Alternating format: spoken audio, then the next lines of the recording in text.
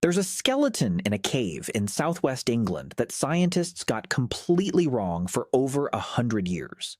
They found him in 1903, nearly a full skeleton, 10,000 years old, the oldest complete human ever discovered in Britain. They named him after the cave, Cheddar Man. For a century, every reconstruction of his face showed the same thing: pale skin, European features, the face you'd expect on a man who spent his whole life under gray British skies. It made sense. It fit the story everybody already believed, that humans arrived in Europe dark-skinned and then fairly quickly turned pale to survive the weak northern sun. Case closed. Nothing left to investigate. Then, in 2018, scientists finally pulled DNA out of his skull, and the DNA said something the skeleton never could. Cheddar Man's skin wasn't pale. It was dark, possibly dark enough to place him in the same range as someone from West Africa today. And his eyes were blue. Read that again. 10,000 years ago, that single skull broke the timeline scientists had trusted for decades. Because if a man living in Britain, thousands of years after the first humans supposedly arrived there, still had dark skin, then whatever caused Europeans to go pale didn't happen when everyone assumed it did.